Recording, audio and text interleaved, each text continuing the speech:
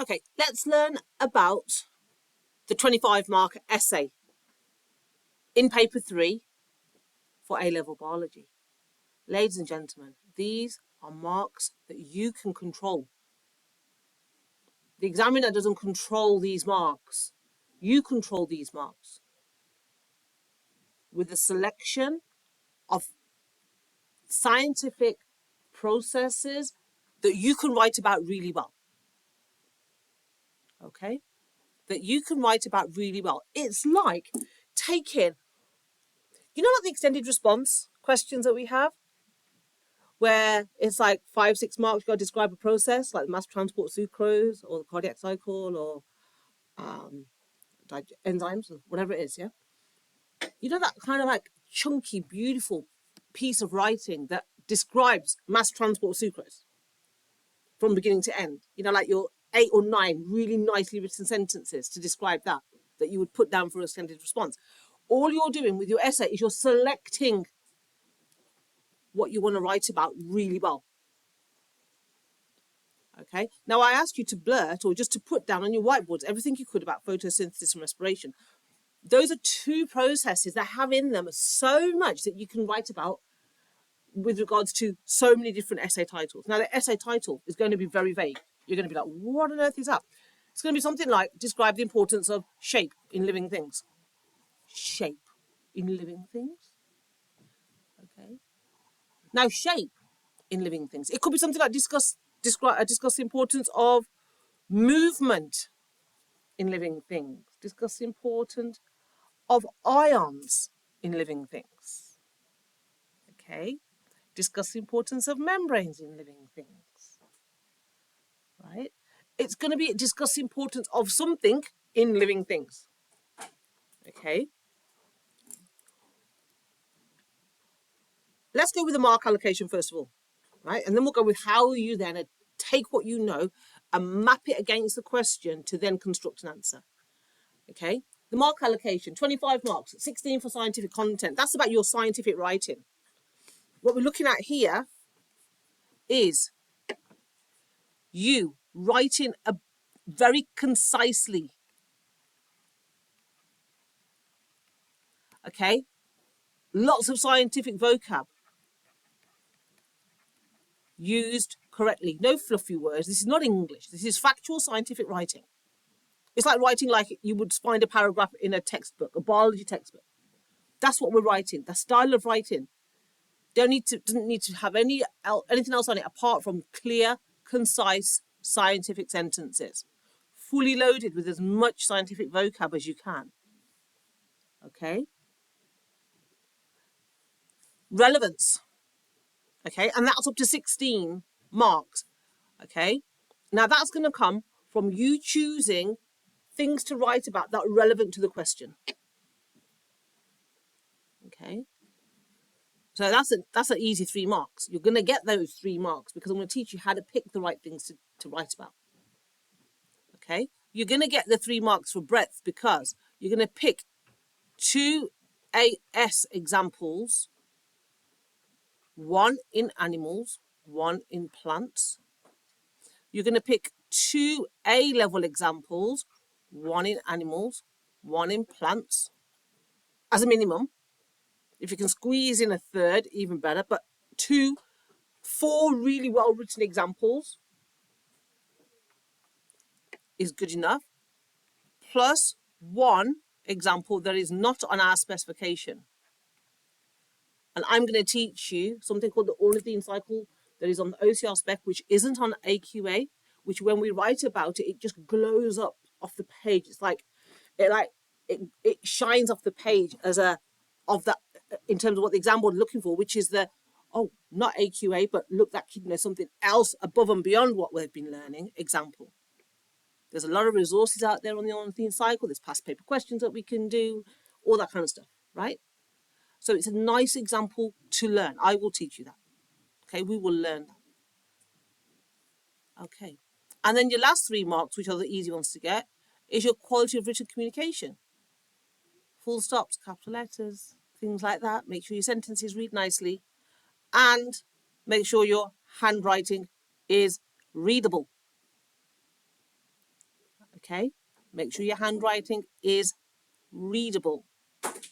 Because if it's not readable, the examiners don't have to take too long to read it. Okay? Now think about it. The people who are reading your work are experienced at reading lots and lots and lots and lots and lots of work. Okay? And I'm that experienced. If I say to you, I can't read your writing, no one else is going to be able to read your writing. Okay? So if I've ever had that conversation with you in the past, now is the time to put it into place because you're going to lose marks otherwise. Okay? Let's go with how to put together our examples then. So look at this. We had 2AS, 2A level, animals and plants. Okay? We can break it down like this. AS, A level, animals, plants.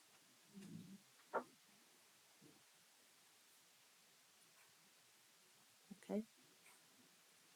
Now, what we're doing here, we're just going to be thinking about, okay, what comes to our mind when we think about what is it we can write about? Okay? So using your whiteboards now, I'm going to give you some, we're just looking at respiration and photosynthesis, first of all.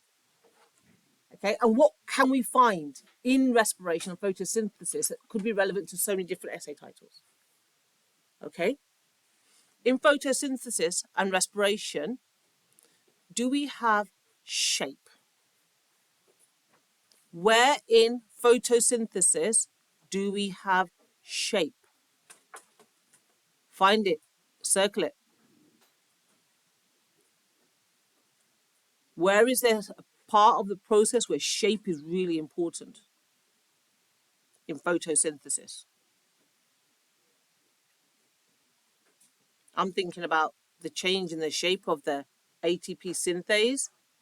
When the H plus ions move through, it changes its shape just a little bit. Okay. To then add phosphate onto ADP. Do you know about that bit? That bit's shape, isn't it?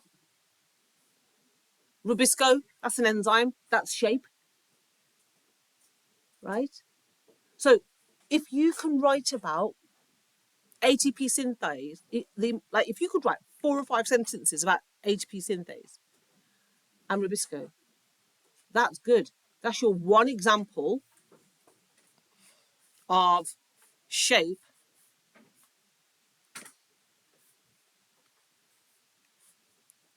in A level. Okay, so here all we do is we just use this grid to help us. So that's A level, plants, ATP. Now you can write out one or the other. ATP synthase, pen's not working. Let's try again.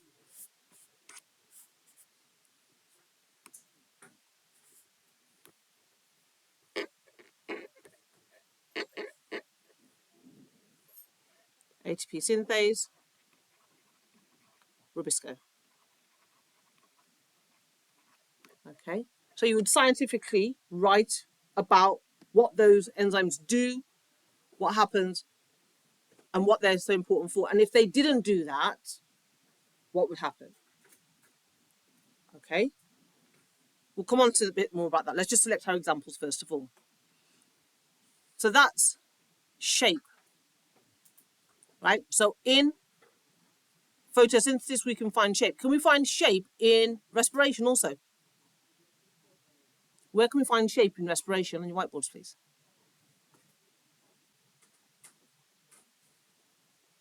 Or circle it and show me. I don't mind.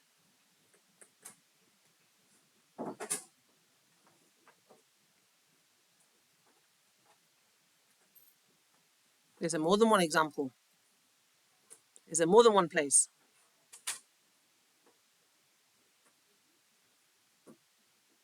You see?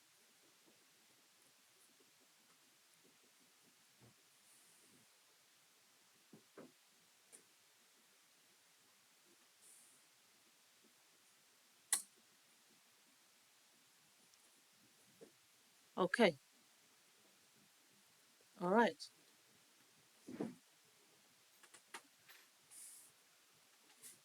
Let me see.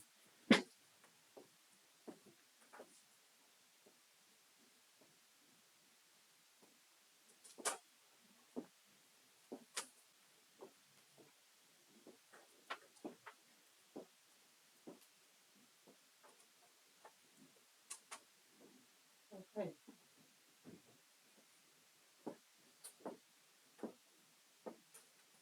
All right.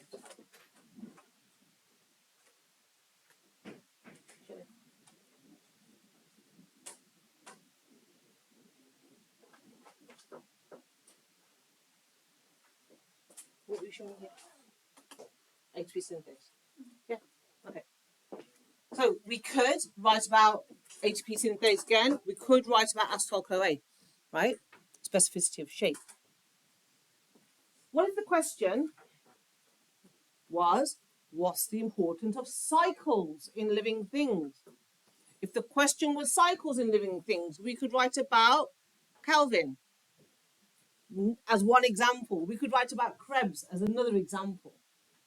You see, so in photosynthesis and respiration, we can write about shape. If the question was about cycles, we could write about cycles. If the question was about ions, could we write about ions? Are ions important in photosynthesis? Yes, they are. Which ones are important in photosynthesis? What's the name of the ion? Which ion are you going to write about on your whiteboard if it's photosynthesis?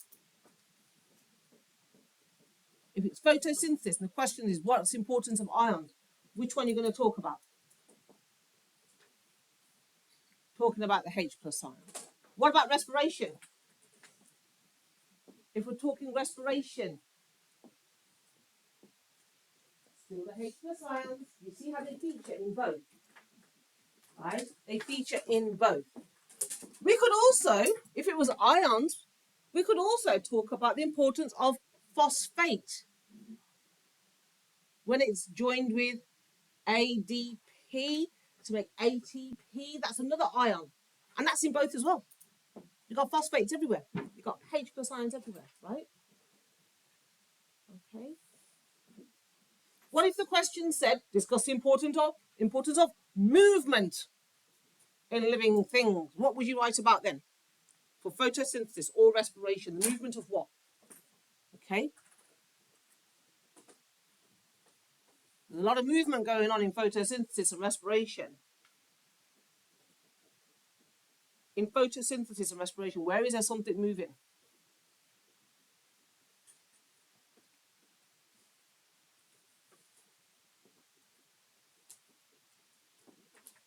Right. We've got those electrons moving in the ETC. We've got H plus ions moving as well. Okay, you see how we've got cycles, we've got movement, we've got shape, we've got ions, all of those you can find in photosynthesis and respiration. Okay, you can find it to write about. Okay, now you're not going to just write about photosynthesis and respiration for one essay, but you can write about photosynthesis and respiration in a collection of different ways. Let's drill it down now to just one essay title. Let's go to one essay title, and now let's go to selecting examples from AS and selecting examples from A level, because that's where you're going to get your relevance and your breadth mark from. Okay, so what we have here is everything we've learned. Everything we've learned. Okay, and I printed this out just because it matches the structure and the resources that we have. Okay, these are just the headlines. These are just headings to give us a snapshot. Well, no, not a snapshot, a map of everything we've learned from A level and AS. It's everything. These are our headlines. Okay. Now our headlines are here. Everything's here. So just get comfortable with how it's structured. Okay. We've got section 1, 2, and 3.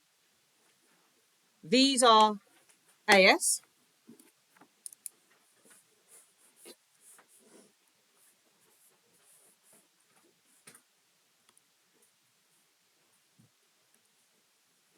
Okay. So everything up to here, above that line, no it isn't, it's after that line. Here. This is this up to here. So everything before that is AS. Everything after that is A level. Okay. So A level starts at photosynthesis, year 13 starts at photosynthesis respiration onwards. Okay. Now, if we look across here, I mean, we can easily categorize what parts we've learned about that are relevant to animals and what parts we've learned about that are relevant to plants. Okay. And we could do the same for A level as well. What if the essay title was, let's stick with shape. Let's stick with shape, the importance of shape to living things. Okay? I want you to just go through AS, find shape that you can write about. Let's go through it together, in fact. Okay? Now, when you're going to write about shape, we want a name of a process, we want a location. I don't want you telling me shape is important to enzymes. Give me the name of the specific enzyme. Tell me where it is, what it does, and what would happen if that enzyme didn't do what it did.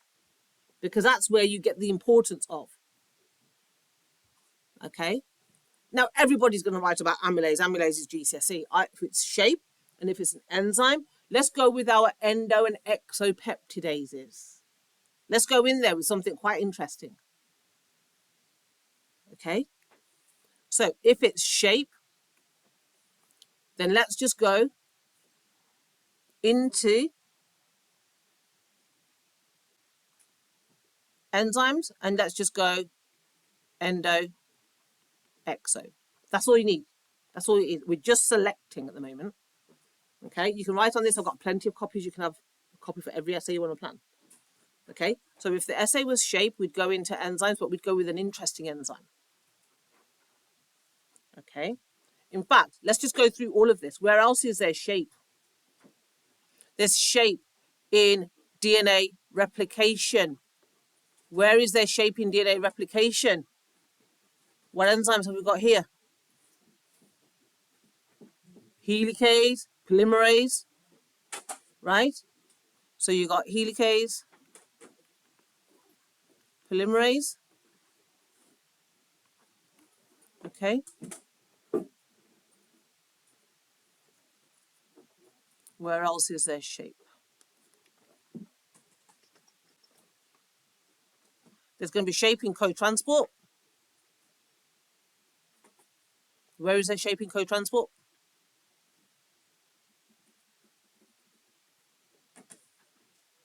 Is there shape in co-transport? Not what we've learned, no. No, there's movement and there's ions, but there's not shape. My mistake. Is there shape in phagocytosis? When the phagocyte forms a phagosome and the process of engulfing, that's shape. Have we got shape in antibodies specific to the antigen, the shape? Yeah, we've got it here as well. Okay. Have we got shape in HIV? Where? Tommy. Attachment proteins, where else? So we've got attachment proteins and the enzyme reverse transcriptase, right? So this is shape. Now, so far, you're probably thinking, oh, hold on a minute. I can only really write about one of those. That's okay. What I'm trying to do is get you to see how many pages you can select from. And then you select the ones that are best for you to write about. Okay? All right, where is their shape? And exchange between living things. In plants, where have we got shape?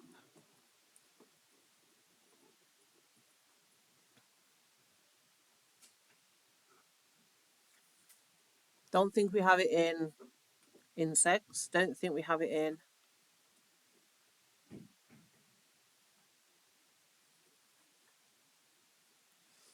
we have it in breathing, but it's a very weak example. The changing shape of the diaphragm. I mean, that's a very weak example. It's not really interesting. Like, you can't write 6 or 7 interesting sentences about that, can you? So I would like kind of move away from that one.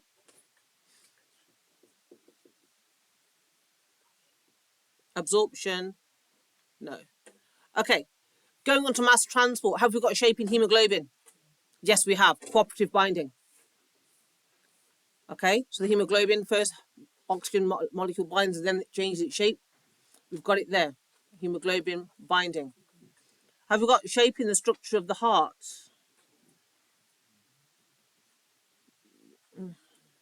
Not that we can write about interestingly. Shape in surface area to volume ratio, it's not juicy enough. I mean, like, could you write 7 or 8 sentences about that in an organism to A-level standard? Probably not. Possibly. Where? You talk about heat loss ratio, and I think you talk about vasodilation, constriction. Where's vasodilation and constriction here? That's GCSE. You know, you've got to be talking A-level standard. And you've got to pick it from examples. Nice ones that you can write about, not ones that you just thought of. It's got to focus it on this. Okay? Got to make, and it's got to be, you know, that scientific writing, 16 marks, it's got to be to A-level standard. Okay? Blood vessels, transport of water. Do we have shape anywhere here? Do we have shape here? Mass transport sucrose. Any thoughts on that? Any shape in there? If we think about it carefully, there might be. But not that springs out straight away. But there might be. Okay, I'm just doing this superficially, just the surface, yeah? All right. Do we have shape in section 4? Where do we have shape in section 4? We've got DNA polymerase here.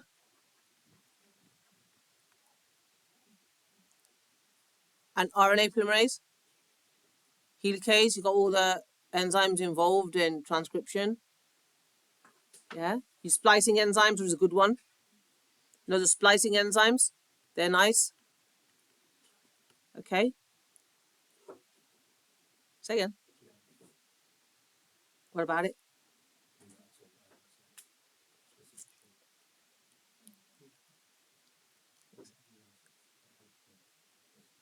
That's more, the anticodon is more specificity of the sequence of the bases. If we're talking shape in tRNA, as far as we can go in that spec, is the fact that it's clover leaf shaped. Yeah, so it's not like could we write, you've got to think, can I write some very concise, highly scientific sentences, 7 or 8 sentences about what we're thinking of? Okay, if you're running out of ideas in the essay, then throw it in, by all means. What I'm trying to do is get us to pick certain things that can lend themselves to many different essays. Okay, all right, there's shaping, obviously, in protein synthesis. Okay, mutations